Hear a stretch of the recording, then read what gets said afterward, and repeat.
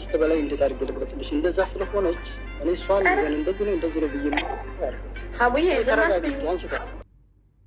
በጣም እወዳታለሁ። እሷ እኮ ለእኔ ከሚስትም በላይ ናት አለ። የሚገርመው ነገር እሷን ትቶ ከሌላ ሴት ጋር ነበረ። እሷ ከሚስትም በላይ ከሆነች፣ ብቁ ከሆነች፣ በጣም ጥሩ ሴት ከሆነች፣ አንተ እንደዚህ በአደባባይ የምታደንቃት ሴት ከሆነች ሌላ ሴት ጋር ለምን ትሄዳለህ? ጥያቄ እኮ እኔ የምለው ወንዶች ምንድን ነው ግን ችግራችሁ? አሰላሙ አለይኩም ወራህመቱላሂ ወበረካቱ። ቤተሰብ እንዴት ናችሁ? ሰላም ናችሁ? አልሐምዱሊላህ እኔ ጋር ሁሉ ሰላም ነው። በያላችሁበት ሰላማችሁ ብዝት ትርፍ ይበል። እንግዲህ ቤተሰብ አዳምጣችሁታል ብዬ አስባለሁ። በተወሰነ መልኩ አንዳንዶቻችሁ ምናልባት ሁላችሁም ላስተምሩት ትችላላችሁና ሳውዲ አረቢያ አንዲት እህታችን ባልና ሚስት እንግዲህ በገዛ ቤታቸው ስላችሁ ኢጃዛ ቤት ተከራይተው በሚኖሩበት ቤት ጓደኛዋ ጋር እንግዲህ ባሏና ጓደኛዋ የገዛ ጓደኛዋ 1 አመት ሙሉ እሷ ሳታቅ ግን አብረው ነው ያሉት ማለት ነው።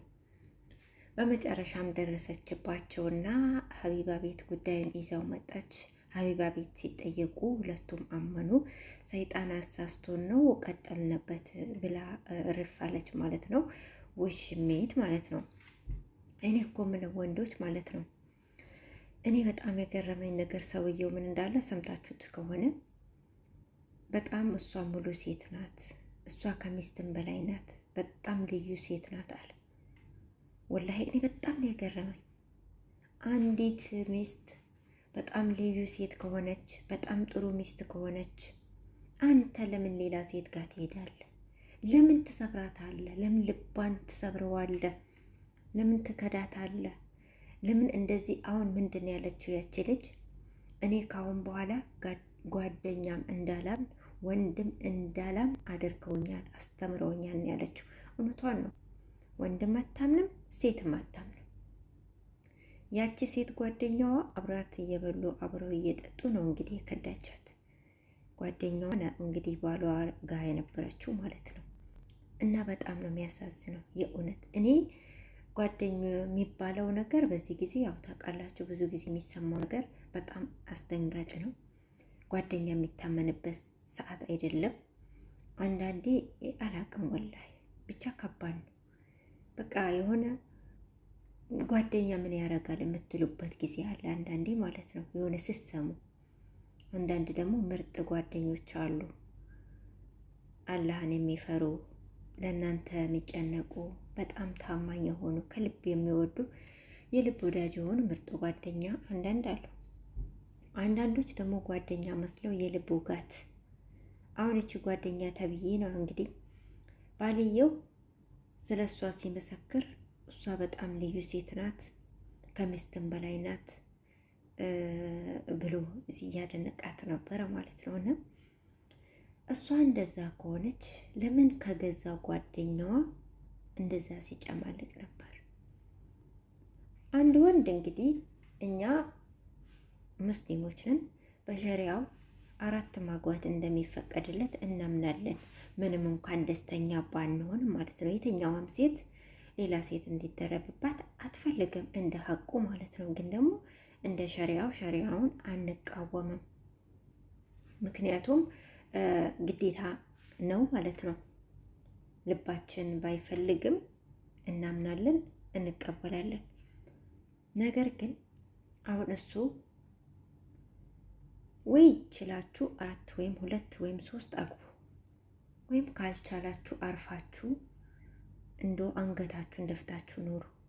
ሴቶቹን አታሰቃዩ። አሁን እቺ ሴት በገዛ ቤቷ 1 አመት ሙሉ የቤት ኪራይ እየከፈለች የቤት የምግብ አዝቤዛ ሁሉ ነገር እየቻለች ነው እሱንም ውሽሜትንም ይዛ የነበረችው። በጣም የሚያሳዝን ነገር ማለት ነው። እሷ እየለፋች ታመጣለች፣ እነሱ ቁጭ ብለው ይበላሉ። አንዳንዴ የሆነ አለ አይደል የዋህነቷ በራሷ በጣም ነው ያዘነችው። በጣም ነው ልቧ የተሰበረው። እንዴት በዚህ ደረጃ አመንኩትም አመንኳት ብላ ማለት ነው። ስልኮና ላይም የሆነ በቃ እምነት አጣች። አያሳዝንም? እንደዚህ አይነት ንጹህ ሰው እንደዚህ መሰባበር፣ እንደዚህ አይነት ንጹህ ሰው በዚህ ደረጃ ማሳዘን። አሁን እሷ ጥላው ፈታው ብትሄድ እሱን የምትገጥመው እንግዲህ ያለ ይሄን እና በጣም ነው የሚያሳዝነው። ወላሂ በጣም ነው ያዘንኩት። እኔ በጣም የገረመኝ የወንዱ ንግግር ነው። በጣም ነው ስለሷ የሚያደንቀው። በጣም ጥሩ እንደሆነችና ከሚስትም በላይ እንደሆነች፣ በጣም ሙሉ ሴት፣ በጣም ጥሩ ሴት እንደሆነች ያወራል። እንደዛ ከሆነች ለምንድን ነው ወደ ሌላ ሴት ጋር ይሄዳል? አንድ ወንድ ሴቷ ብቁ ከሆነች፣ ለነገሩ ሴቷ ብቁ አልሆን ብላ አይደለም እኮ ወንዶች የሆነ በሽታማ አለባቸው እንጂ አንዲት ሚስት በቃ ከሚስት የሚጠበቀውን ነገር ሁሉ የምታሟላ ከሆነ፣ ቤቷን በአግባቡ የምትይዝ ከሆነ፣ ልጆቿን፣ ባሏን በቃ አንዲት ሚስት ማድረግ ያለባትን ሁሉ የምታረግ ከሆነ፣ ባሏን የምታከብር ከሆነ እንግዲህ ከሷ ምን ይጠበቃል? ያኔ መሆን ያለባትን ሁሉ የምትሆን ምርጥ ሴት ከሆነች አንተ ምን ልትፈልግ ሌላ ሴት ጋር ትሄዳለህ? ሌላኛዋ ሴት ምን አዲስ ነገር አላት? አብዛኛው ወንዶች እኮ ናቸው ሚስቴ እኮ በጣም ጥሩ ነበረች ይላሉ። ችላችሁ ወይ ሁለት አታገቡ። አንዷንም ማስተዳደር አቅቶት እንግዲህ የቤት ኪራይ እየከፈለች ነው የምታኖረው። እሺ ችላ አላገባ ሁለት፣ ለምን አርፋ ቁጭ አትልም? ኧረ በጣም ነው የሚገርመው የእውነት የአንዳንድ ወንዶች ጭራሽ ብሷል። እና በጣም ነው ያሳዘነችኝ ልጅቷ። ከባድ ነው ወላሂ፣ ጊዜው ከባድ ነው። እና እኔ ገረመኝ የወንዱ ንግግር አላቅም፣ በጣም ነው የገረመኝ። ሚስት የቤት ኪራይ ከፍላ አዝቤዛ ችላ እያኖረችው በሷ ላይ ሌላ ሴት ደርቦ እዛው ቤት ቁጭ ብሎ እሷም ጓደኛ ተብዬው። ቆይ ምን አይነት አእምሮ ቢኖራቸው ነው? ምን አይነት ህሊና ቢኖራቸው ነው? በጣም ነው የሚገርመው የእውነት። ደግሞ አፉን ሞልቶ ሚስቴ ጥሩ ናት ብሎ ያወራል። በጣም ነው የሚገርመው የእውነት። አንዳንድ ሰዎች ክህደታቸው፣ አረመኔነታቸው ልክም ጥግም የለው። ሰላም ሁኑልኝ። ለማንኛውም ቤተሰብ እንግዲህ ከባድ ነው ወላሂ፣ ጊዜው ከባድ ነው። ሰው ማመን ቀብሮ ነው።